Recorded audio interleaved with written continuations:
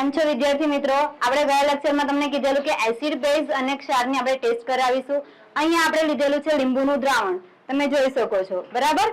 હવે આપી દીધેલી છે તમને પીએચ માપપટ્ટી.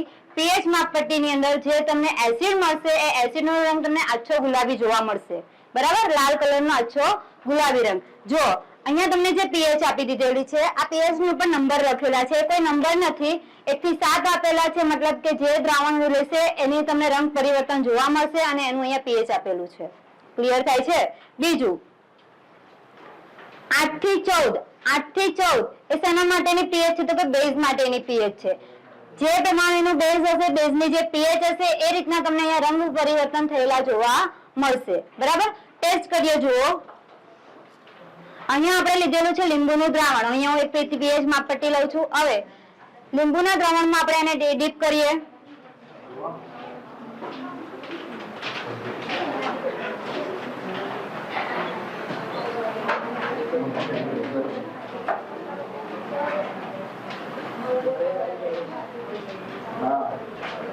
જો લીંબુના દ્રાવણમાં આપણે ડીપ કરી તેના કારણે એનો રંગ તમે જોઈ શકો છો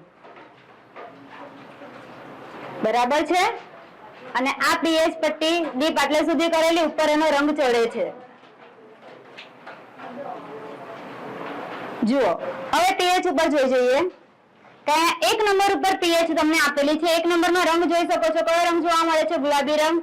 મતલબ કે લીંબુનું દ્રાવણ છે એની પીએચ 1 ની આસપાસ હોવી જોઈએ, કેમ કે એનો રંગ તમે જોઈ શકો છો, ક્લિયર દેખાય છે. ગુલાબી રંગ, લાલાશ પડતો ગુલાબી રંગ જોવા મળે છે બરાબર.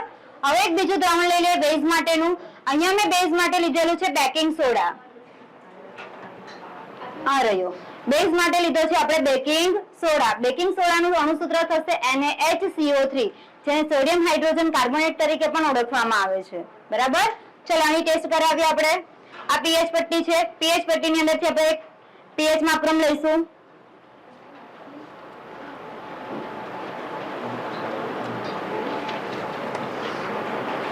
હવે આ બેકિંગ સોડાની અંદર આપણે ડીપ કરાવીએ. તમને પહેલા પણ કીધેલું કે બેકિંગ સોડા છે તે બેઝ તરીકે વર્તે છે.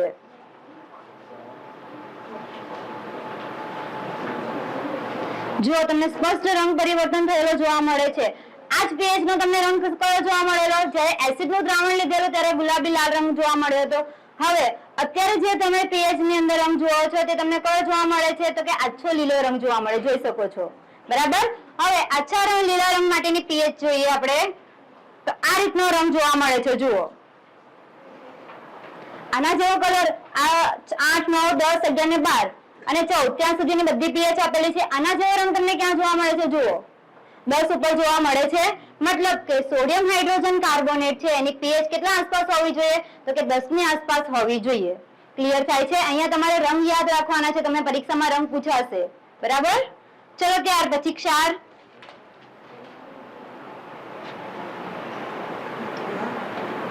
જુઓ ક્ષાર તમે ભણી ગયા છો કે એસિડ અને બેઝની જ્યારે રાસાયણિક પ્રક્રિયા કરવામાં આવે તો ક્ષાર મળે. ક્ષાર છે તે તટસ્થ છે, મતલબ એની પીએચ તમારે જોઈશે 7 આજુબાજુ.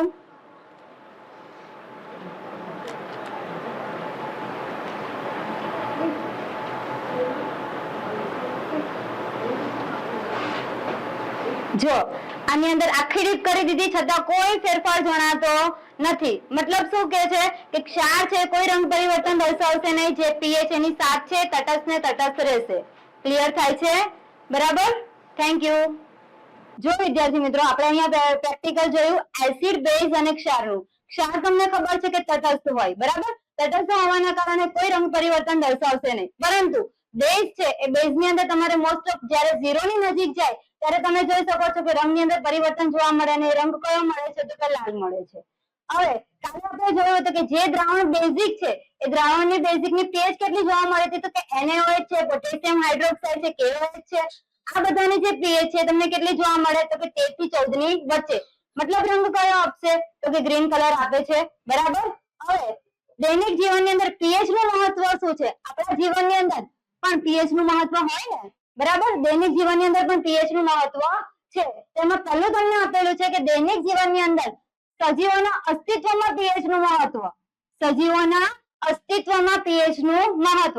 યાદ રાખજો સ્ટુડન્ટ, આપણી અંદર જેટલી પણ દેહધાર્મિક ક્રિયાઓ થાય છે અથવા તો કે પ્રાણીઓ છે એની અંદર પણ જો જેટલી પણ દેહધાર્મિક ક્રિયાઓ થાય છે આ બધાની અંદર પીએચ છે સૌથી મહત્વનો ભાગ ભજવે છે બરાબર ઉત્સર્જનની પ્રક્રિયા છે પાચન તંત્રની પ્રક્રિયા છે શ્વસનની પ્રક્રિયા છે આ બધી પીએચ ને લગતી જોવા મળે છે જો સામાન્ય રીતે જે માનવ શરીરમાં થતી દેહધાર્મિક ક્રિયા તમને એવું થતું હશે કે દેહધાર્મિક ક્રિયાનો મતલબ શું થાય તો કે દેહધાર્મિક ક્રિયાનો મતલબ થશે શ્વસનની પ્રક્રિયા છે ઉત્સર્જનની પ્રક્રિયા છે પાચન તંત્રની પ્રક્રિયા છે આ દરેકે દરેક પ્રક્રિયા છે જેનો સમાવેશ કરવામાં આવે તો કે દેહધાર્મિક ક્રિયાઓમાં કરવામાં આવે રોજિંદા થતી પ્રક્રિયાઓ બરાબર છે જેનો મતલબ શું થશે દેહધાર્મિક ક્રિયા હવે એનું પીએચ મૂલ્ય કેટલું જોવા મળે તો કે 7 થી 7.8 ની વચ્ચે જો અહીંયા આપેલું છે 7 એટલે કેટલી પીએચ આવશે તથા 7 કરતા વધારે તો બેઝિક આવશે તો 7 થી 7.8 ની અંદર પીએચ આપણી હોવી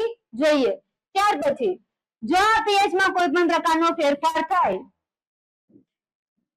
જો પીએચ માં કોઈ પણ પ્રકારનો ફેરફાર થાય તો જે આપણે દેહધાર્મિક ક્રિયાઓ છે એની અંદર શું પહોંચી શકે છે તો ખલેલ પહોંચી શકે છે એનો મતલબ શું કહેવા માંગે છે તો કે શ્વસનની પ્રક્રિયા છે ઉત્સર્જનની પ્રક્રિયા છે આ જે દેહધાર્મિક ક્રિયાઓ છે એ સરળ રીતે કાર્ય કરી શકશે નહીં એની અંદર શું ઉત્પન્ન થશે તો ખલેલ ઉત્પન્ન થશે ક્લિયર થાય છે સમજ પડે છે બરાબર ચલો દેહધાર્મિક ક્રિયાની પીએચ કેટલી આવશે 7 થી 7.8 કેટલી આવશે 7 થી 7.8 જો 7 થી 7.8 ની વચ્ચે ના હોય તો દેહધાર્મિક ક્રિયામાં શું થઈ શકે છે તો આ પ્રક્રિયાની અંદર ખલેલ પહોંચી શકે છે મતલબ એવું કહેવા માંગે છે તો પ્રક્રિયા સરળ રીતે થઈ શકશે નહીં ક્લિયર થાય છે બીજું તો સામાન્ય પાણીની પીએચ આપણને ખબર છે હમણાં જ આપણે જોયું હતું કે સામાન્ય પાણીની પીએચ કેટલી હોઈ શકે 7 હોઈ શકે નળનું પાણી છે એની પીએચ માં આપો તો કેટલી મળે તમને 7 એટલે સામાન્ય પાણીની પીએચ કેટલી આવશે 7 પરંતુ જ્યારે પીએચ ની અંદર ઘટાડો થાય પીએચ માં શું થશે ઘટાડો તો એવા જે પાણી છે એવા પાણીને કહેવામાં આવશે એસિડ વર્ષા તરીકે ઓળખવામાં આવે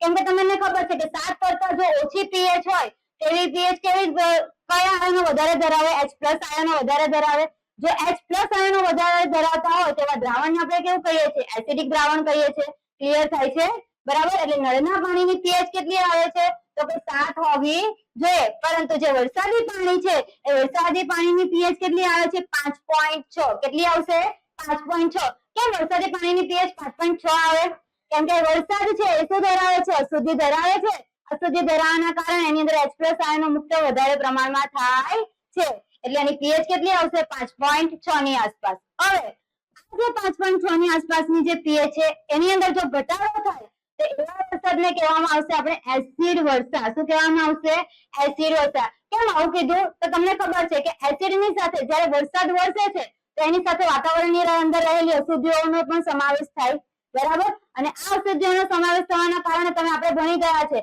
કે H+ આયનો અશુદ્ધિઓ વધારે H+ આયનો વધુ મુક્ત કરે તો આવા વરસાદને આપણે કેવું વરસાદ કહીશું એસિડ વર્ષા પીએચ કેટલી હશે 5.6 કરતા ઓછી વરસાદની પીએચ કેટલી આવશે 5.6 અને નળના પાણીની પીએચ કેટલી આવશે 7.0 ક્લિયર થાય કેમ કે નળનું પાણી કોઈ પણ પ્રકારની અશુદ્ધિ ધરાવતું નથી તમને ખબર છે કે પાણીની પીએચ છે કેટલી આવી જોઈએ 7 હોવી જોઈએ જો શુદ્ધ પાણી હશે તો એની પીએચ કેટલી આવી જોઈએ 7 આવી જોઈએ હવે એસિડ વર્ષાનું આ જે પાણી છે એ જ્યારે નદી અથવા તો કે તળાવની અંદર જળાશયોની અંદર ભળશે તેની અંદર રહેલા જે સૂક્ષ્મ જીવો છે એને પણ શું પહોંચી શકે છે નુકસાન પહોંચી શકે છે કેમ કે વધુ વરસાદ જમીન ઉપર આવવાનો અને આ જમીનનું પાણી અથવા તો કે વરસાદ જ્યારે પડે છે ત્યારે એનું જે પાણી છે નદી અથવા તળાવ અથવા તો કે જળાશયની અંદર શું થઈ જાય છે ભળી જાય છે હવે નદી અથવા તળાવ અથવા જળાશયની અંદર રહેલા જે સૂક્ષ્મ જીવો છે એને પણ શું પહોંચી શકે છે નુકસાન પહોંચી શકે છે ક્લિયર થાય છે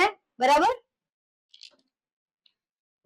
જો પાણીની પીએચ ઘટે એના કારણે જે માછલીઓ છે સૂક્ષ્મ જીવો છે અથવા તો કે જલજ વનસ્પતિ છે દરિયાની અંદર અથવા તો કે નદીની અંદર ઉગતી વનસ્પતિઓ છે એને પણ શું પહોંચી શકે છે નુકસાન પહોંચી શકે છે સમજ પડે ત્યાર પછી જે જમીનની પીએચ છે એ જમીનની પીએચ નું મહત્વ આપણને ખબર છે કે વૃદ્ધિ વનસ્પતિના છોડની જો વૃદ્ધિ થવી હોય તો એની પીએચ કેટલી હોવી જોઈએ 6.5 થી 7.3 ની વચ્ચે કેટલી હોવી જોઈએ 6.5 થી 7.3 ની વચ્ચે તો જ વનસ્પતિના છોડ સારી રીતે વિકાસ પામી શકે જો પીએચ 6.5 કરતા ઘટે 6.5 કરતા ઘટે તો એવા જમીનને એસિડિક જમીન કહેવાય કેવી જમીન કહેવાશે એસિડિક જમીન અને 7.3 કરતા વધી જાય તેવી જમીનને કેવી જમીન કહેવાશે? બેઝિક જમીન કહેવાશે. બરાબર.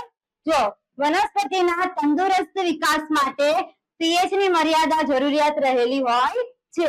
હવે જે જમીનની પીએચ 6.5 થી 7.3 ની વચ્ચે હોય એવી જમીનમાં છોડની વૃદ્ધિ અને વિકાસ કેવો થશે? સારો. છોડની વૃદ્ધિ અને વિકાસ સારો થશે. કેમ? કેમ કે જમીનની પીએચ કેટલી હોવી જોઈએ? 6.5 થી 7.3 ની વચ્ચે. એના કરતા જો ઘટી જાય તો એવી જમીનને કેવી જમીન કહેવાશે? એસિડિક જમીન. અને એના કરતા 7.3 કરતા પીએચ વધે છે તેવી જમીનને કેવી કહેવાશે? બેઝિક જમીન કહેવાશે. ક્લિયર થાય છે? હવે એસિડિક જમીન થઈ ગઈ અને બેઝિક જમીન થઈ ગઈ તો એને આપણે તટસ્થ કરવી પડે કે ના કરવી પડે? તો છોડ સારી રીતે વિકાસ પામશે. તો જુઓ, ખેડૂત એસિડિક જમીનને તટસ્થ કરવા માટે લાઇમ ઉમેરે. તમે આ વસ્તુ ભણી ગયા છો. લાઇમસ્ટોન યાદ આવે છે? બરાબર. CaO એને શું કહેવામાં આવે? Calcium oxide. અને કેલ્શિયમ ઓક્સાઇડ ને બીજું નામ કયું આપણે જોઈ ગયા હતા? કળી ચૂનો. કયું કહેવામાં આવશે? કળી ચૂનો. કળી ચૂનો અથવા તો કે લાઇમસ્ટોન અથવા તો એને શું કહેવામાં આવશે? Calcium oxide. શું કહેવામાં આવશે? Calcium oxide. જ્યારે બેઝિક જમીન છે, જમીનની પીએચ કેટલી થઈ ગઈ? 7.3 કરતા ઓછી થઈ ગઈ, સોરી વધી ગઈ, તેવા જમીનને શું કહેવામાં આવશે? બેઝિક જમીન. મતલબ કે એને જ્યારે તટસ્થ કરવામાં આવે ત્યારે એની અંદર શું ઉમેરવામાં આવશે? Calcium sulphur. શું કહેવામાં આવશે? Calcium sulphur. જેનું અણુસૂત્ર છે CaSO4 × 2H2O, જેને કહેવાય છે શું? જીપ્સમ. શું કહેવામાં આવશે? જીપ્સમ. ફક્ત CaSO4 આપેલું હોય તો શું કહેવાય? Calcium sulphate. શું કહેવામાં આવશે? Calcium sulphate. એની સાથે સ્ફટિક જોડાયેલો છે પાણીનો અણુ. અહીંયા તમે એવું લખેલું છે કે ×2H2O, પરંતુ એ ખરેખર શું હોય છે તો કે પાણીનો અણુ જ્યારે કેલ્શિયમ સલ્ફેટ સાથે જોડાય તેને સ્ફટિક તરીકે ઓળખાય. શેના તરીકે ઓળખાય? સ્ફટિક તરીકે, જેનું નામ આવશે જીપ્સમ. શું નામ આવશે? જીપ્સમ. ક્લિયર થાય છે? એસિડિક જમીનને તટસ્થ કરવા માટે શું ઉમેરવામાં આવશે? લાઇમ, જેને શું કહેવામાં આવશે? Calcium oxide. બેઝિક જમીનને તટસ્થ કરવા માટે શું ઉમેરવામાં આવશે? CaSO4 × 2H2O, જેનું સૂત્ર છે જેને કહેવાશે શું? જીપ્સમ. શું કહેવામાં આવશે? જીપ્સમ. ખાલી CaSO4 હોય તો શું કહેવાય? Calcium sulphate. પરંતુ જ્યારે પાણીનો અણુ જોડાઈ જાય તેના કારણે સ્ફટિક બને. શું બને? સ્ફટિક. તેને કહેવામાં આવશે જીપ્સમ. શું કહેવામાં આવશે? જીપ્સમ. ક્લિયર થાય છે અહીંયા સુધી?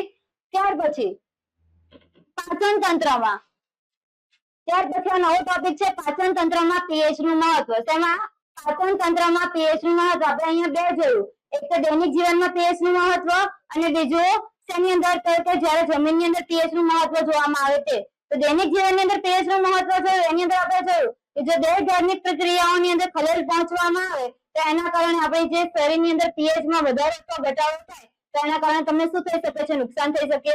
બીજું જોયું કે જમીનની અંદર પીએચ, જમીનની અંદર પીએચ ની અંદર જો જમીનની પીએચ ઘટી જાય તેવી પીએચ ને કેવી પીએચ કહેવામાં આવશે? એસિડિક. અને જો જમીનની પીએચ વધી જાય તેવી જમીનને શું કહેવામાં આવશે? બેઝિક જમીન. એસિડિક જમીન છે એને તટસ્થ કરવા માટે શું ઉમેરવામાં આવશે? કેલ્શિયમ ઓક્સાઇડ, લાઇમ. બરાબર.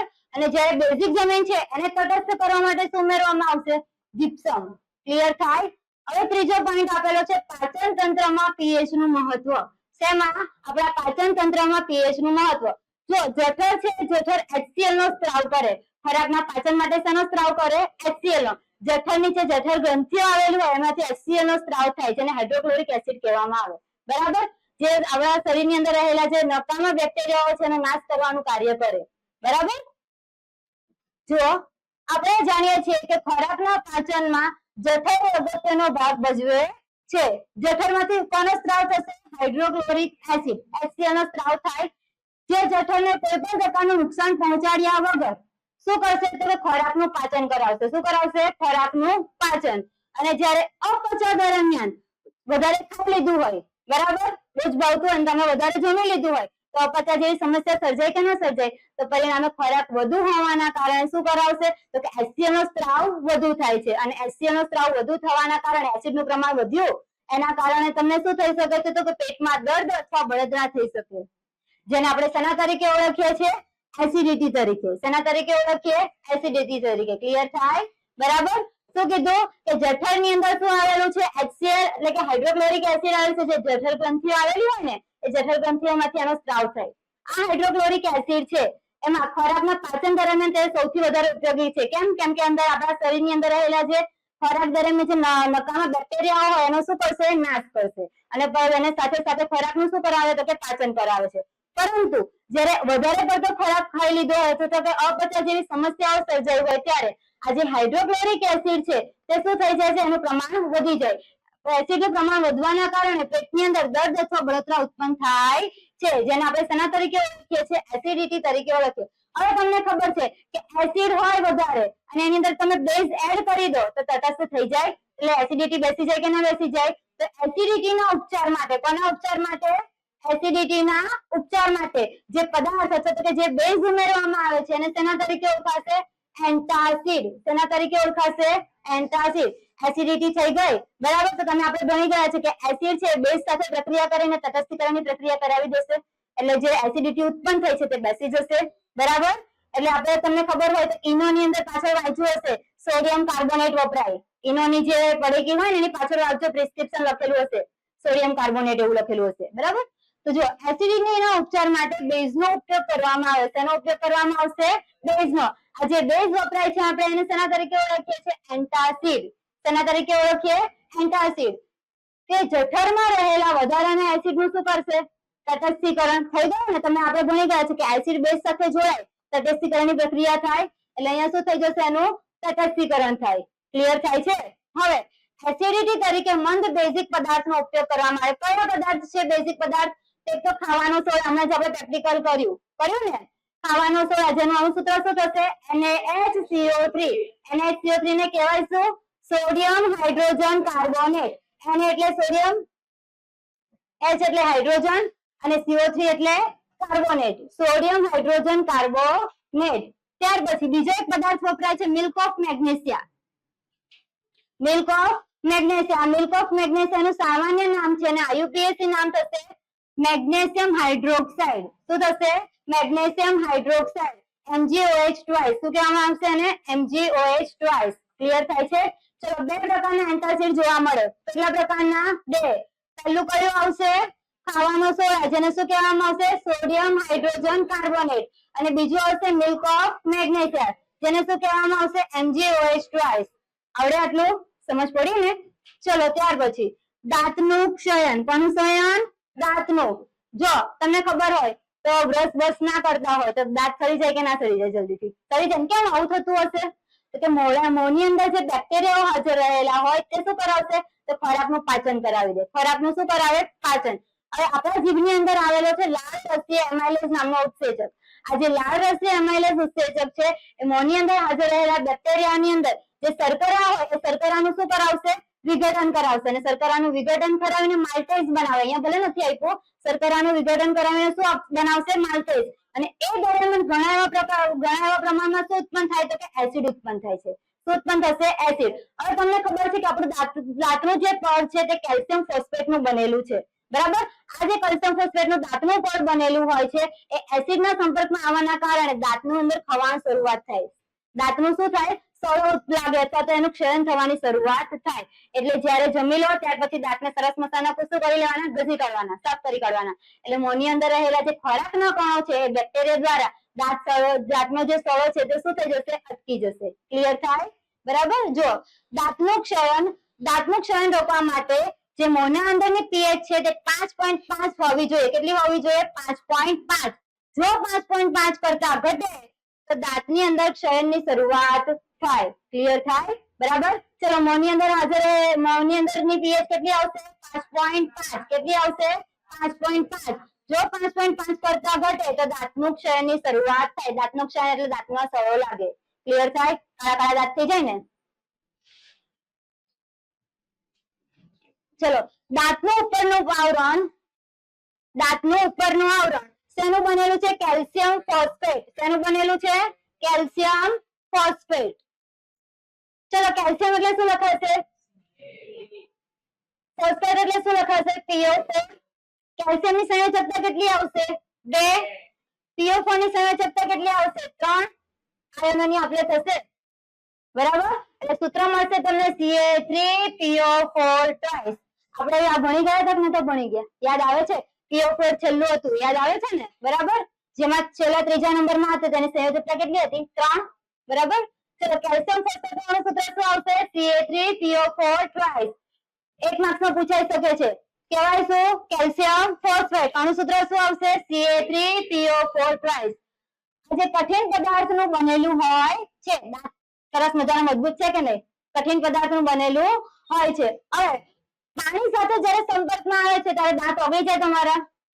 નથી ઓગળતા ને. પાણીના સંપર્કમાં આવવાના કારણે દાંત ઓગળી જતા નથી, પરંતુ જ્યારે એસિડના સંપર્કમાં આવે છે ત્યારે એનું પળ શું થઈ જશે? ખવાઈ જશે. એનું પળ શું થઈ જશે? ખવાઈ જશે. જો અહીંયા લખેલું છે કે મોંની અંદરની pH 5.5 કરતા જ્યારે ઘટી જાય ત્યારે દાંતનું જે પળ છે એ ખવાઈ જાય છે.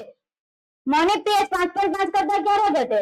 જ્યારે એસિડ ઉત્પન્ન થયો હશે ત્યારે. અને તમને કીધું કે એસિડ ક્યારે ઉત્પન્ન થાય? જ્યારે મોંની અંદર ખોરાક બાકી રહી ગયેલો હોય ત્યારે મોંના અંદરના જે બેક્ટેરિયાઓ છે ખોરાકનું શું કરાવે છે? પાચન કરાવે અને પરિણામે શું ઉત્પન્ન કરે છે? એસિડ. બરાબર? તેથી દાંતનું ક્ષયની શરૂઆત થાય છે. જુઓ, મોંની અંદર હાજર રહેલા જે બેક્ટેરિયાઓ છે એ જમ્યા પછી મોંમાં બાકી રહેલા જે ખોરાકના કણો છે એમાં શર્કરાનું વિઘટન કરાવશે. કોનું વિઘટન કરાવશે? શર્કરાનું. અને શર્કરાનું વિઘટન થઈને માલ્ટેઝ બને. શું બને? માલ્ટેઝ. અને એની સાથે સાથે એસિડ ઉત્પન્ન થાય. ક્લિયર થાય છે? જે દાંતના ક્ષયન માટે જવાબદાર છે. આથી ખોરાક ખાધા પછી દાંત સાફ કરવા જોઈએ. આવ્યું? કીધું ને? રાતે તમે ખાઈને સીધા સુઈ જાવ કે નહીં, તો આખી રાત તમારા મોંની અંદર રહેલા જે બેક્ટેરિયાઓ છે ખોરાકનું શું કરાવી દે? પાચન કરાવી દે. અને તમે જોયા હશે તો તમારા દાંત કાળા કાળા થઈ જાય. થઈ જાય ને? મોટા ભાગે દાળો કાળી થઈ જાય. કેમ? કેમ કે દાળની અંદર શું રહી ગયેલા હોય? ખોરાકના કણો. એટલે રાતે સૂતી વખતે સરસ મજાનું શું કરી કાઢવાનું? બ્રશ. હે ને? ચલો જુઓ, દાંત ચોખ્ખા રાખવા માટે હવે આપણે બ્રશ કરવા માટે શેનો ઉપયોગ કરીએ? કોલગેટનો ઉપયોગ કરીએ. તો કોલગેટની પાછળ તમે જે પ્રિસ્ક્રિપ્શન આપેલી હોય ને વાંચવાની, અંદર શું લખેલું હોય તો તમે બેઝિક પદાર્થો જોયા હશે. બરાબર? દાંત ચોખ્ખા માટે કરવા માટે ટૂથપેસ્ટમાં સામાન્ય રીતે બેઝિક પદાર્થો વપરાય છે. શું વપરાશે? બેઝિક પદાર્થો વપરાય છે. જે વધારાના એસિડને શું કરી કાઢશે?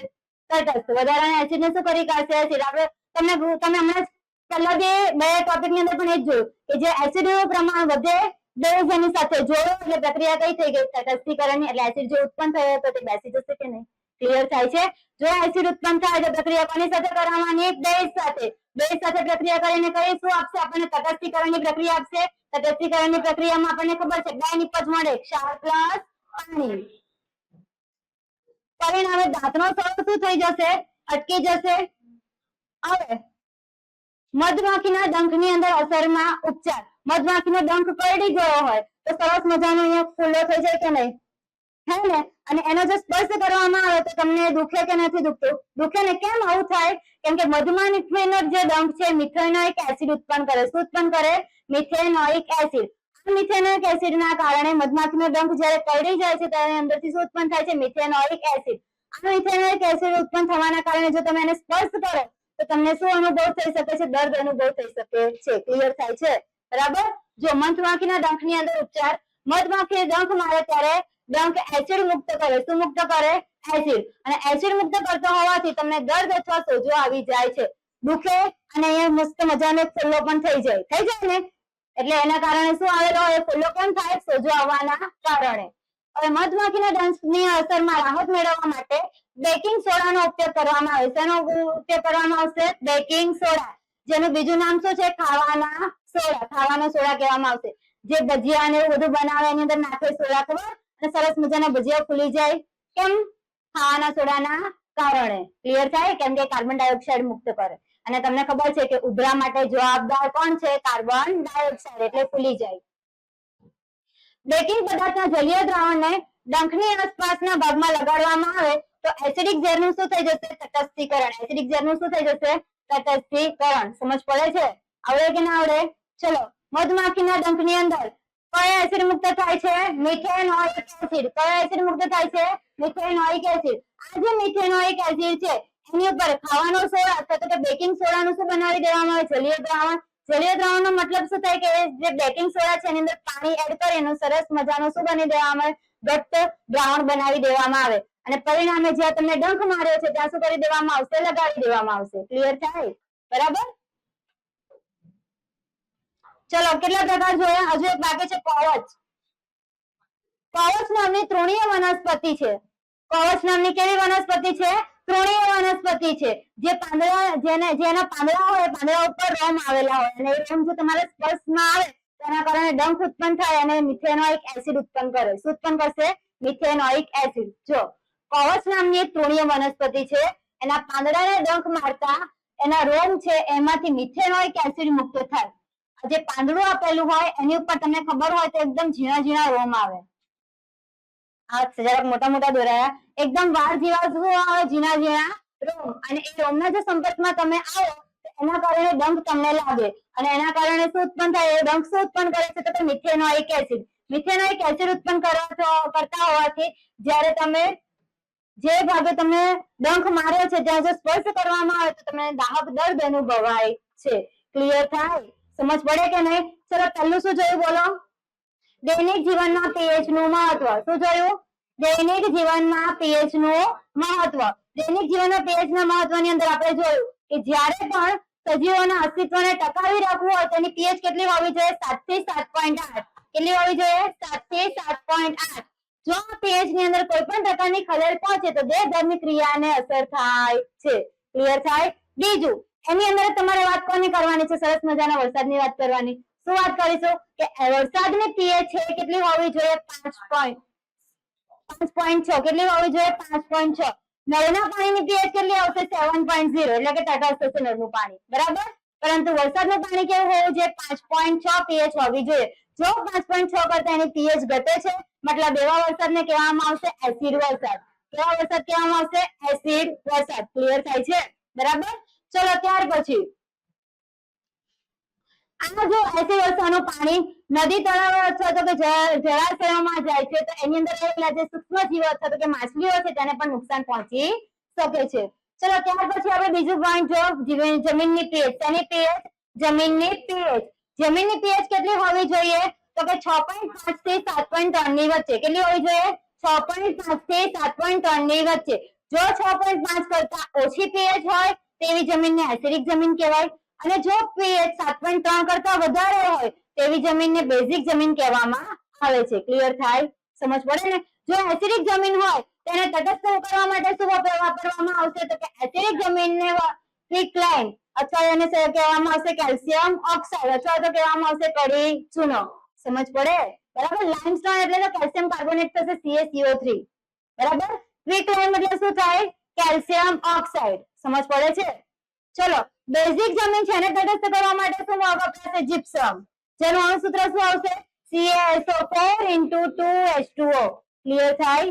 બરાબર? ત્યારબાદ જોવાનું છે પાચન તંત્રમાં પીએચ નું મહત્વ. પાચન તંત્રમાં પીએચ નું મહત્વ. હવે આપણને ખબર છે કે જઠર એ સૌથી મહત્વનો ભાગ ભજવે. જઠરની અંદરથી શું ઉત્પન્ન થાય? તો કે હાઇડ્રોક્લોરિક એસિડ ઉત્પન્ન થાય. આ જે હાઇડ્રોક્લોરિક એસિડ છે તે શું કાર્ય કરે? ખોરાકનું પાચન કરાવવાનું કાર્ય કરે. પરંતુ કોઈ પણ પ્રકારનું જઠરની અંદર નુકસાન પહોંચાડતો નથી. ભલે એસિડ છે જઠરને કોઈ પણ પ્રકારનું નુકસાન પહોંચાડતો નથી. એની અંદર રહે તો પછી એને થોડું નુકસાન પહોંચાડે? ના પહોંચાડે ને? બરાબર?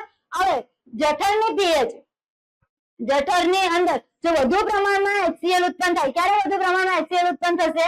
જ્યારે અપચા જેવી સમસ્યા સર્જાય ત્યારે. જ્યારે તમે બહુ બધું સરસ મજાનું ભાવતું ખોરાક વધારે ખાઈ લીધો હોય તો અપચા જેવી સમસ્યા સર્જાય કે ના સર્જાય? બરાબર?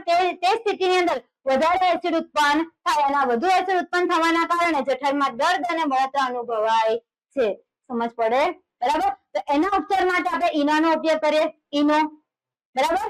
આ જે ઈનો છે એની અંદર રહેલા શું હોય? બેઝિક પદાર્થો રહેલા હોય અને આ જે બેઝિક પદાર્થોને શું કહેવામાં આવશે? એન્ટાસિડ પદાર્થ. શું કહેવામાં આવશે? એન્ટાસિડ. ક્લિયર થાય છે? બરાબર? ચલો ત્યાર પછી અહીંયા બે વસ્તુ વાપરવામાં આવશે. એક તો ખાવાનો સોડા. બેઝિક પદાર્થને એન્ટાસિડ કહેવામાં આવે. એન્ટાસિડ તરીકે બે પદાર્થો આવશે, એક ખાવાનો સોડા અને મિલ્ક ઓફ મેગ્નેશિયા. ખાવાના સોડાને શું કહેવામાં આવશે? NaHCO3. મિલ્ક ઓફ મેગ્નેશિયાને શું કહેવામાં આવશે? MgOH2. ક્લિયર થાય છે? બરાબર? ત્યાર પછી દાંતનું ક્ષરણ. જ્યારે મોંના અંદરની પીએચ 5.6 કરતા ઘટી જાય, તમે જોઈ શકો છો, સોરી 5.5 કરતા ઘટી જાય તો શું થઈ શકે? કે દાંતનું ક્ષરણ થાય. 5.5 કરતા ક્યારે ઘટે? જ્યારે મોંની અંદર હાજર રહેલા બેક્ટેરિયાઓ છે એ શું કરશે? વિઘટનની પ્રક્રિયા કરાવશે અને ખોરાકના વિઘટનની પ્રક્રિયાના પરિણામે શું ઉત્પન્ન કરે છે? તો કે એસિડ ઉત્પન્ન કરે. એટલે મોંની પીએચ જે હતી એ શું થઈ જાય? ઘટી જાય. હવે પાણીના સંપર્કમાં જ્યારે દાંતનું પડ છે કેલ્શિયમ ફોસ્ફેટનું બનેલું છે જેનું અણુસૂત્ર શું આવશે?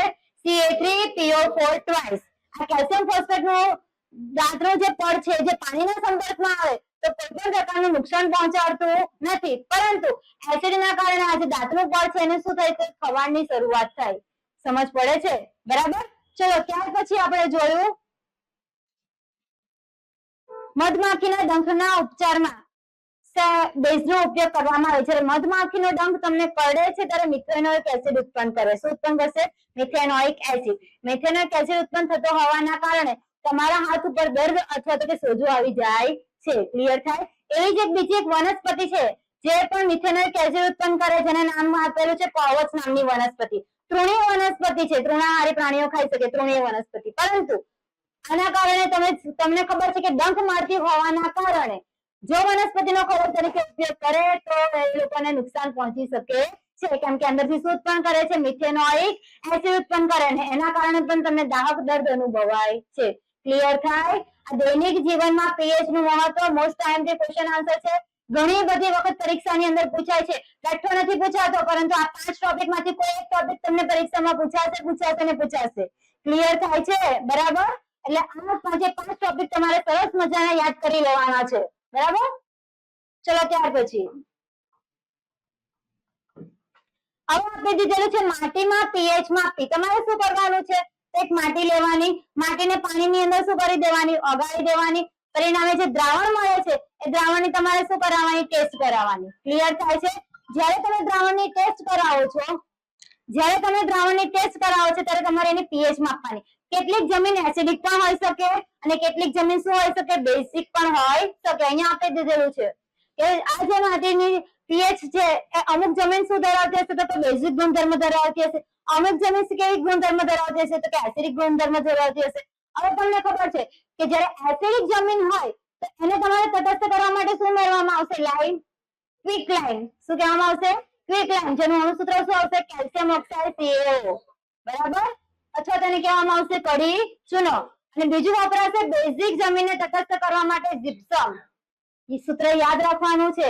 CaSO4 * 2H2O. સમજ પડે? બરાબર. હવે પીએચ 6.5 થી 7.3 ની વચ્ચે હોવી જોઈએ, કેમ કે આપણને ખબર છે કે જમીનની પીએચ કેટલી હોવી જોઈએ? 6.5 થી 7.3 ની વચ્ચે. જો ઘટે તેવી જમીન એસિડિક, જો વધે તેવી જમીન બેઝિક. ચલો એવા કુદરતી સ્ત્રોત જણાવો જેની અંદરથી આપણને એસિડ મળે. કુદરતી રીતે જ એસિડ મળે, તમારે બનાવવાની જરૂર પડતી નથી. જુઓ વિનેગર છે, એમાં કયો એસિડ જોવા મળશે? Acetic acid. સંતોષ છે. આ બધા એસિડના નામ તમારે યાદ રાખવાના છે. બરાબર. આવું કોષ્ટક નહીં પૂછાય, પણ 1 માર્ક્સની અંદર ખૂબ જ વધારે મહત્વનું છે. 1 માર્ક્સની અંદર એમસીક્યુ માં પૂછાઈ શકે, 1 માર્ક્સના સવાલમાં પણ પૂછાઈ શકે. એટલે કોષ્ટક કમ્પલસરી તમારે યાદ રાખવાનો છે. ચલો સંતરો છે કયો એસિડ ધરાવે? Citric acid. કયો ધરાવશે? Citric acid. કેમ આમાં કઈ લખાતું નહીં?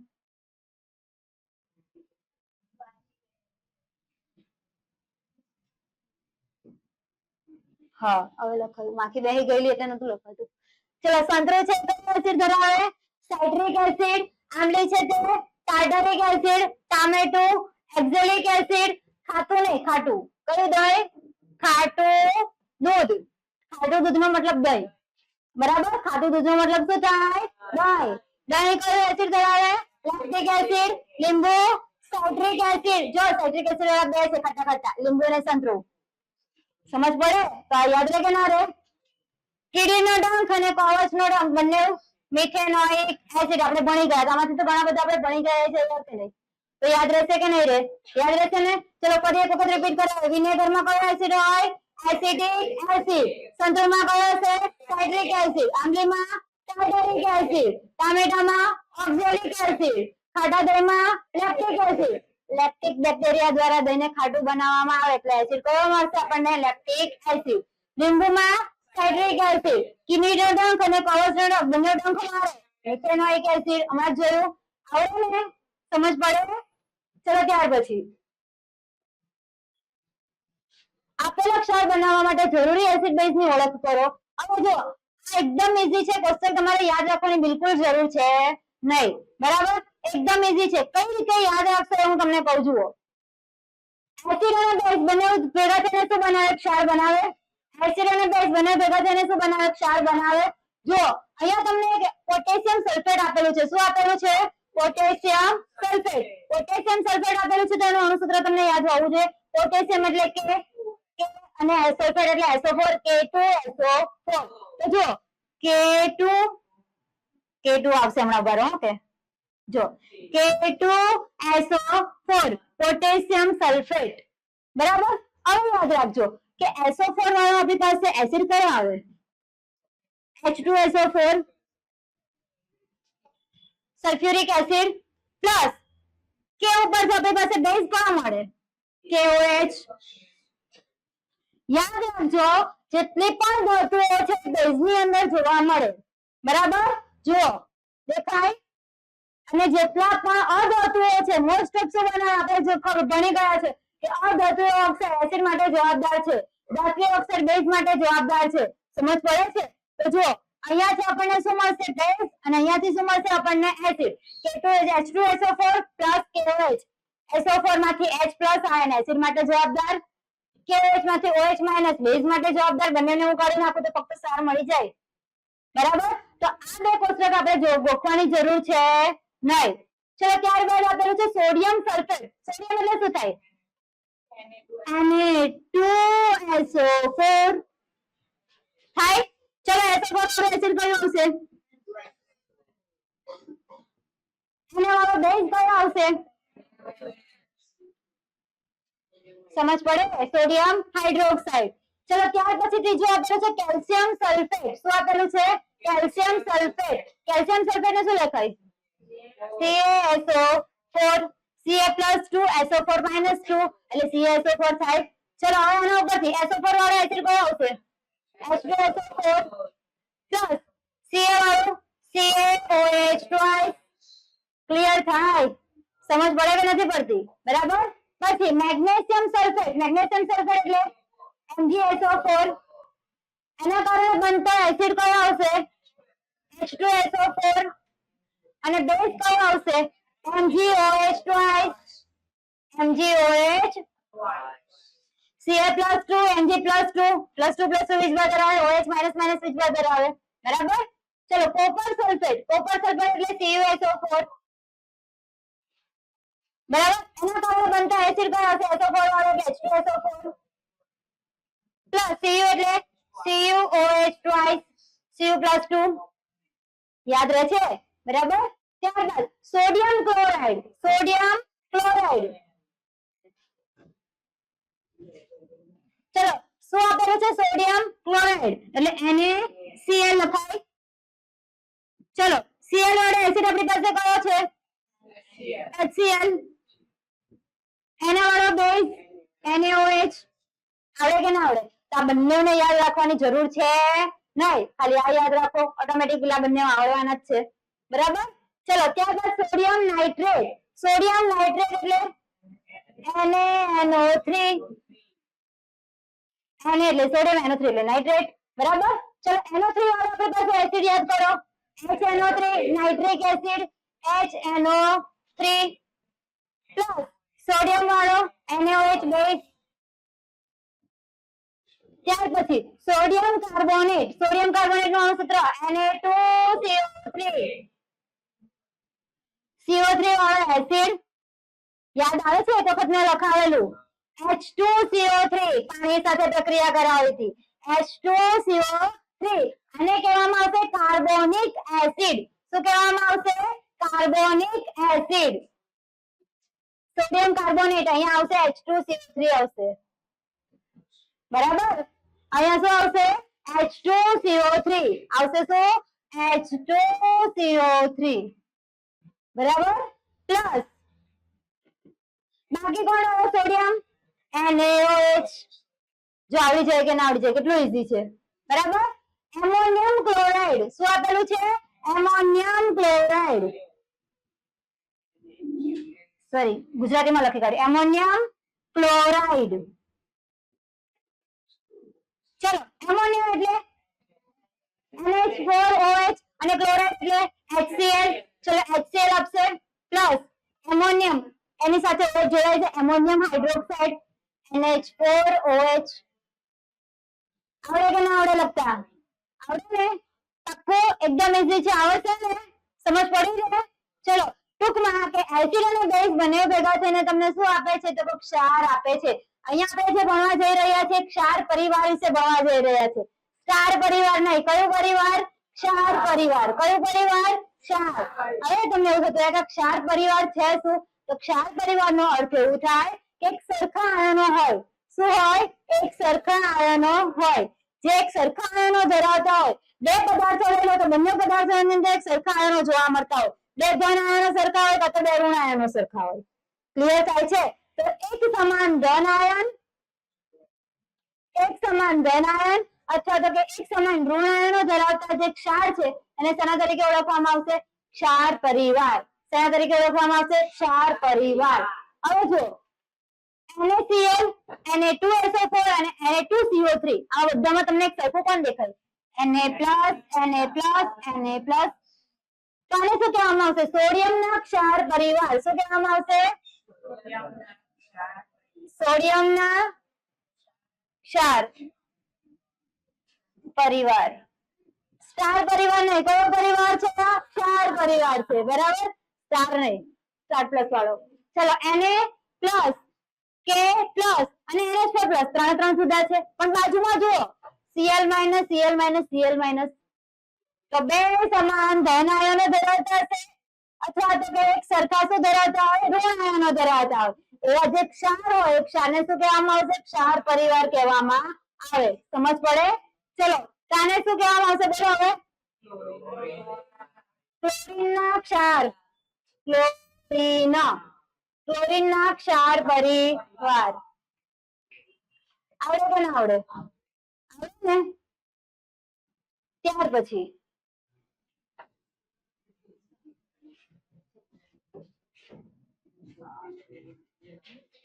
જો ક્ષાર પરિવારનો અર્થ લખો. સોડિયમ ક્ષાર, ક્લોરાઇડ ક્ષાર અને મેગ્નેશિયમ. આને કહેવાશે મેગ્નેશિયમ. ક્ષાર પરિવારના બે ઉદાહરણ આપો. જો એક સમાન ધન આયન ધરાવતા હોય અથવા તો એક સમાન ઋણ આયન ધરાવતા હોય એવા જે ક્ષાર છે એને શું કહેવામાં આવશે? ક્ષાર પરિવાર. સમજી ગયા વસ્તુ? હવે સોડિયમ ક્ષારના પરિવારના ઉદાહરણ. તો સોડિયમ લખેલું છે એટલે મતલબ કે એની પાસે સોડિયમ જ હોવાનો. જુઓ NaCl, Na2SO4, Na2CO3, બરાબર? અહીંયા બીજું એક ઉદાહરણ લખી શકો ને? Na2CO3 sodium carbonate. આવડે? ચલો ત્યાર પછી ક્લોરાઇડના ક્ષાર પરિવાર. કોના ક્ષાર પરિવાર? ક્લોરાઇડના. મતલબ અંદર કોણ હોવાનો? ક્લોરીન હોવાનો. NaCl, KCl. Sodium chloride, potassium chloride છે કોણ? ક્લોરાઇડ જ છે ને. ચલો મેગ્નેશિયમના ક્ષાર પરિવાર. MgCl2, MgSO4. તો જો અહીંયા મેગ્નેશિયમ જ છે એટલે એને કયા પરિવાર કહેવાશે? મેગ્નેશિયમના ક્ષાર પરિવાર. હવે સમજ પડે કે ના પડે? પડે ને? એક સરખા ધન આયન ધરાવતા હોય અથવા તો કે એક સરખા ઋણ આયન ધરાવતા હોય એવા ક્ષારને શું કહેવામાં આવશે? ક્ષાર પરિવાર કહેવામાં આવે. સમજ પડે? આવડે કે ના આવડે? આવડે ને? ચલો ત્યાર પછી અહીંયા આપી દીધેલું છે ક્ષારની પાણીમાં દ્રાવ્યતા અને pH તપાસવાની. આમાંથી તમારે યાદ રાખવાનું છે કે મોસ્ટ ઓફ બધા ક્ષાર પાણીમાં કેવા જોવા મળશે? દ્રાવ્ય. પરંતુ કયા ક્ષાર એસિડિક છે અને કયા ક્ષાર બેઝિક છે આ વસ્તુ તમારે અહીંયા યાદ રાખવાની છે. ઓપ્શનમાં કામ લાગશે, બરાબર? ઓપ્શનમાં આ વસ્તુ કામ લાગશે. જુઓ સોડિયમ ક્લોરાઇડ તટસ્થ છે, એની pH કેટલી જોવા મળશે આપણને? 7. આપણે મીઠા વાળું હમણાં જ ટેસ્ટ કરી કે મીઠાના દ્રાવણની અંદર જ્યારે ડીપ કરવામાં આવે તો મીઠાના દ્રાવણના કારણે એની અંદર યલો પટ્ટી રહી. કોઈ પણ પ્રકારનો રંગ પરિવર્તન જોવા મળ્યો નતો. કેમ કે મીઠું છે શું ધરાવે? તટસ્થ. 7 pH ધરાવે એટલે હંમેશા શું આવવાની? તટસ્થ. સમજ પડે? બને છે ને તો હવે તમને આવડી જાય કે ના આવડી જાય? બરાબર? ચલો પોટેશિયમ નાઇટ્રેટ એ પણ જેની તટસ્થ જોવા મળશે 7. બરાબર? એ પણ કોઈ રંગ પરિવર્તન દર્શાવશે નહીં. પરંતુ હવે તમારે યાદ રાખવાનું છે એમોનિયમ ક્લોરાઇડ. હાઇડ્રોક્લોરિક એસિડ સૌથી વધારે એસિડિક હોય તો એના દ્વારા બનતો જે દ્રાવણ છે અથવા તો એના દ્વારા બનતો જે ક્ષાર છે એ પણ તમને કેવો જોવા મળશે? એસિડિક. ક્લિયર થાય છે? બરાબર? એમોનિયમ ક્લોરાઇડ કેવો જોવા મળશે? એસિડિક, કેમ કે એની pH 7 કરતા કેવી છે? ઓછી. 7 કરતા કેવી જોવા મળશે? ઓછી. ઝિંક સલ્ફેટ છે, ઝિંક સલ્ફેટ ની પણ pH 7 કરતા ઓછી છે, એટલે એ પણ કેવો જોવા મળશે આપણને? એસિડિક. કોપર સલ્ફેટ, એની પણ pH 7 કરતા ઓછી, એટલે એ પણ કેવો જોવા મળશે? એસિડિક. સોડિયમ એસિટેટ, આનું અણુસૂત્ર તમને ખબર છે સોડિયમ એસિટેટ નું? જો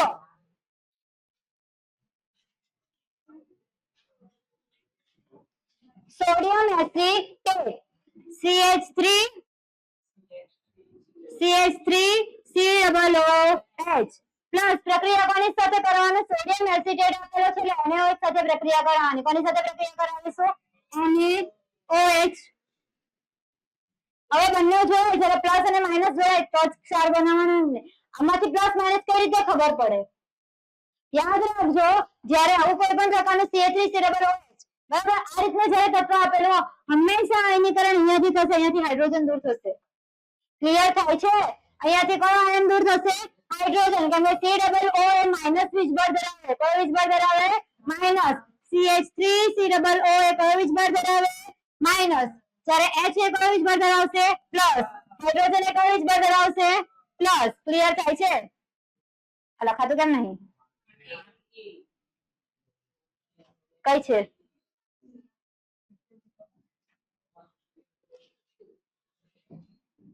ચલો પ્લસ વીજભાર ધરાવશે બરાબર. NaOH માં Na કયો વીજભાર ધરાવશે? પ્લસ. OH કયો વીજભાર ધરાવશે? માઇનસ. ક્લિયર થાય? હવે જો અહીંયાથી હાઇડ્રોજન શું થઈ જશે? દૂર થઈ જશે. એની સાથે કોણ જોડાઈ જશે? સોડિયમ. એના કારણે બનતું સૂત્ર કયું મળશે? આ સોડિયમ એસિટેટ નું સૂત્ર કયું મળે? CH3COONA. આને કહેવામાં આવશે સોડિયમ એસિટેટ. શું કહેવામાં આવશે? Sodium acetate. સમજ પડે? આવડે કે ના આવડે સૂત્ર? ક્લિયર થાય છે ને? ચલો સોડિયમ એસિટેટ ની બનાવટ તમને પૂછાશે, ચોથા ચેપ્ટર ની અંદર છે. સોડિયમ એસિટેટ કેવો જોવા મળે? બેઝિક. જો અહીંયા pH 7 કરતા કેવી જોવા મળે છે? વધારે. તમને ખબર પડે ને લેસ ધેન ને ગ્રેટર ધેન માં પાણીવાળો ભાગ જો તેની સાથે ભળતો હોય તેની pH કેવી જોવા મળે? વધુ. એની સંખ્યા 7 કરતા વધુ. પણ અહીં બાજુમાં જ મોં ખુલ્લું રાખીને બેઠો હોય એનો મતલબ કે એની pH કેવી છે? ઓછી. એની pH કેવી છે? ઓછી. પાણીવાળો ભાગ હોય તો pH વધુ, મતલબ કે સંખ્યા એની વધુ. ક્લિયર થાય? સમજ પડે ને ટૂંકમાં? ચલો સોડિયમ કાર્બોનેટ. સોડિયમ કાર્બોનેટ નો અણુસૂત્ર શું થશે? સોડિયમ કાર્બોનેટ Na2CO3 દ્રાવણ કેવું બનાવશે? બેઝિક. એટલે મતલબ કે 7 કરતા pH વધુ. સોડિયમ હાઇડ્રોજન કાર્બોનેટ NaHCO3 એનો જ ભાઈ છે કે નહીં? એનો જ ભાઈ છે ને, એટલે એ પણ કેવી જોવા મળશે? બેઝિક. 7 કરતા વધુ. સમજ પડે? આવડે ને? આપણે તો હમણાં તમને બનાવતા શીખવાડ્યું. હવે તો આવડે કે ના આવડે? આવડે ને? ચલો ત્યાર પછી તટસ્થ ક્ષાર, એસિડિક ક્ષાર અને બેઝિક ક્ષાર. તટસ્થ કોને કહેવાય? એસિડિક કોને કહેવાય? બેઝિક કોને કહેવાય? તો 0 હશે ને તટસ્થ કહીશું. 7 કરતા pH ઓછી હશે તેવા ક્ષારને આપણે એસિડિક ક્ષાર, અને 7 કરતા વધુ pH હોય તેવા ક્ષારને બેઝિક ક્ષાર. આવું લેલું પંજુ જેવું આવડે કે ના આવડે? આવડે ને? જો તટસ્થ ક્ષાર કોને કહેવાય? તો કે પ્રબળ એસિડ અને પ્રબળ બેઝ માંથી બનતા ક્ષારમાં જેની pH કેટલી હોવી જોઈએ? 7. pH કેટલી હોવી જોઈએ? 7. જો પ્રબળ એસિડ અને પ્રબળ બેઝ માંથી જે દ્રાવણ બને છે એ તટસ્થ હોય. કેમ? કેમ કે એની pH કેટલી જોવા મળશે? 7. હવે પ્રબળ એસિડ ને પ્રબળ ફેમસ વાળા યાદ આવે? પ્રબળ એસિડ કયા હતા? HCl, HNO3 અને H2SO4. પ્રબળ બેઝ કયા હતા? NaOH, KOH અને KCOH twice. આ પણ શેમાં આવશે? પ્રબળ બેઝમાં. આવડે કે ના આવડે? સમજ પડે છે? ચલો પ્રબળ એસિડ અને નિર્બળ બેઝ. પ્રબળ એસિડ લઈ લીધો, પણ બેઝ કેવો લીધો તમે? નિર્બળ. જો પ્રબળ એસિડ અને નિર્બળ બેઝ માંથી બનતા જે દ્રાવણ બને એ કયો ક્ષાર ધરાવશે? એસિડિક ક્ષાર. હવે જો અહીંયા લખેલું છે પ્રબળ એસિડ, મેં હમણાં જ કીધું કે પ્રબળ એસિડ તરીકે કોણ કોણ હોય? HCl, H2SO4 અને HNO3. નિર્બળ બેઝ તરીકે તમને ખબર છે એમોનિયાનો સમાવેશ થાય. આપણે ગઈકાલે ભણી ગયા હતા NH4OH અથવા NH4. તો જો અહીંયા આપણી પાસે આ છે પ્રબળ એસિડ, એસિડિક બરાબર. એની પાસે બે સૂત્ર છે, જો એક HCl છે. HCl કેવો હતો? પ્રબળ હતો બરાબર. અહીંયા જો NH4OH છે, આ કેવો છે? નિર્બળ. તો અસર કોની જોવા મળશે? પ્રબળને જોવા મળે કે ના મળે? તેના કારણે બનતો જે ક્ષાર છે કેવો જોવા મળશે તમને? એસિડિક. ક્લિયર થાય? સમજ પડે કે નહીં? ચલો બીજી એક વસ્તુ કે જ્યારે પ્રબળ બેઝ લેવામાં આવે, બેઝ કેવો લેવામાં આવશે? પ્રબળ. અને એસિડ કેવો લેવામાં આવશે? નિર્બળ. આપણે જેને ઓળખતા નથી તે બધા નિર્બળમાં આવતા હતા, બરાબર? યાદ છે? HCOOH, CH3COOH આ બધા કયા હતા? એસિડ, નિર્બળ એસિડ હતા. તેના કારણે જે બનતો બેઝ છે કેવો જોવા મળશે? એના કારણે બનતો જે ક્ષાર છે કેવો જોવા મળશે? બેઝિક ક્ષાર. જો અહીંયા આપણે ઉદાહરણ દ્વારા સમજીએ. ચલો H2CO3 અને આપણે ઓળખતા હતા, વધારે ઉપયોગમાં લેતા નથી. એટલે આ જે એસિડ છે કેવો છે? નિર્બળ. જ્યારે NaOH તમને ખબર છે pH 13 થી 14 ની વચ્ચે મળે, પ્રબળ. ક્લિયર થાય? આ છે નિર્બળ ને આ છે પ્રબળ. તો પ્રબળ બેઝ છે, જ્યારે આ કેવો છે તો કે નિર્બળ છે, નિર્બળ એસિડ છે. તો અસર કોની જોવા મળવાની? બેઝની જોવા મળે. એટલે દ્રાવણ કેવું બન્યું છે? બેઝિક.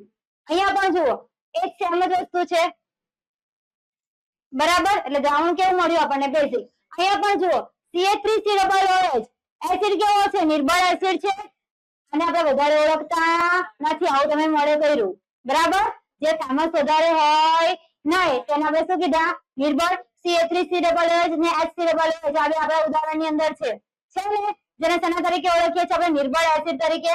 જ્યારે NaOH તે કેવા છે? પ્રબળ છે. તો અસર કોની જોવા મળશે આપણને? NaOH ની. સમજ પડે? તો હવે આવડે કે ના આવડે? આ વસ્તુ આવડે ને? બંને વસ્તુ જો પ્રબળ હોય, એસિડ અને બેઝ બંને કેવા હોય? પ્રબળ હોય. તો pH કેટલી મળશે? 7. પરંતુ એક પ્રબળ છે અને એક કેવો છે? નિર્બળ. પ્રબળ એસિડ છે, જ્યારે બેઝ કેવો થઈ જાય? નિર્બળ. તો જે પ્રબળ છે એની pH તમને જોવા મળે. એટલે 7 કરતા ઓછી pH ધરાવતા હશે એવા દ્રાવણને એસિડિક ક્ષાર તરીકે ઓળખવામાં આવે. હવે પ્રબળ બેઝ અને નિર્બળ એસિડ હોય તો બેઝિક દ્રાવણ થઈ ગયું. એટલે દ્રાવણ કેવું મળશે? ક્ષાર કેવો મળશે? બેઝિક ક્ષાર મળશે. જેની pH 7 કરતા કેવી જોવા મળશે આપણને? વધુ. ક્લિયર થાય આટલી વસ્તુમાં? સમજ પડી ને? ચલો ત્યાર પછી હાઇડ્રોક્લોરિક એસિડ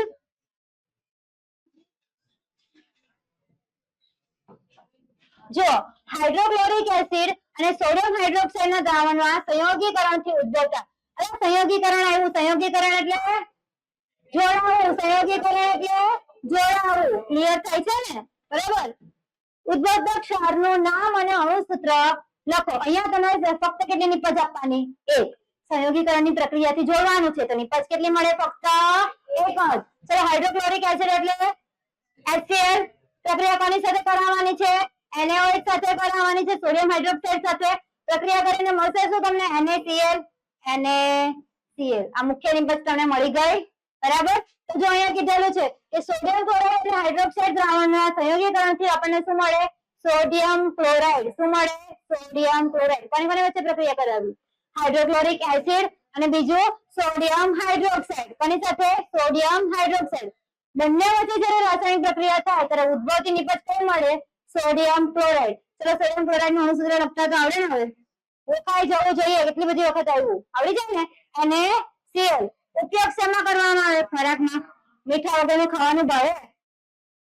ફીકું ફીકું લાગે કે ના લાગે? બરાબર? ખોરાકમાં ઉપયોગ કરવામાં આવે. અને સ્વભાવ એનો કેવો છે બિચારાનો? તટસ્થ. નથી એસિડ બાજુ જવું, નથી એને બેઝ બાજુ જવું. સ્વભાવ કેવો એનો? તટસ્થ. કેમ સ્વભાવ તટસ્થ છે? કેમ કે જો HCl છે તે પ્રબળ એસિડ છે, NaOH છે તે પ્રબળ બેઝ છે. જ્યારે બંને વસ્તુ પ્રબળ હશે ત્યારે NaCl તમને શું મળશે? ક્ષાર મળશે, બરાબર? જેની pH કેટલી હોવી જોઈએ? 7 હોવી જોઈએ. આવડે કે ના આવડે? ક્લિયર થાય અહીંયા સુધી? ચલો કોને કહેવાય છે? ફરી એક વખત રિપીટ કરીએ કે પ્રબળ એસિડ અને પ્રબળ બેઝ. જો બંને પ્રબળ હોય તો વસ્તુ જે દ્રાવણ મળે છે તે કેવું મળશે? તટસ્થ. મતલબ એની pH કેટલી હોવી જોઈએ? 7. એસિડ છે એ કેવો છે? પ્રબળ છે. પરંતુ બેઝ છે કેવો છે? નિર્બળ છે. તો પ્રબળની અસર દર્શાવશે. એસિડિક કેવો ક્ષાર મળશે? કેવો મળશે? એસિડિક ક્ષાર. સોરી, એસિડ છે એ કેવો છે? નિર્બળ. જ્યારે બેઝ છે કે છે કેવો છે? પ્રબળ. બેઝ પ્રબળ હોવાના કારણે બનતો જે ક્ષાર છે તે કયો મળશે આપણને? બેઝિક ક્ષાર. ક્લિયર થાય અહીંયા સુધી? સમજ પડી ને? આખું આજનો જે મહત્વનો સવાલ છે તે દૈનિક જીવનમાં pH નું મહત્વ. 5 પોઈન્ટ આપેલો છે. 5 પોઈન્ટ તમને આવડવા જોઈએ. એમાંથી ક્વેશ્ચન આવે છે. ક્લિયર થાય છે? સમજ પડે ને? Thank you so much student. I hope આ વિડીયોમાં તમને સમજ પડી હશે.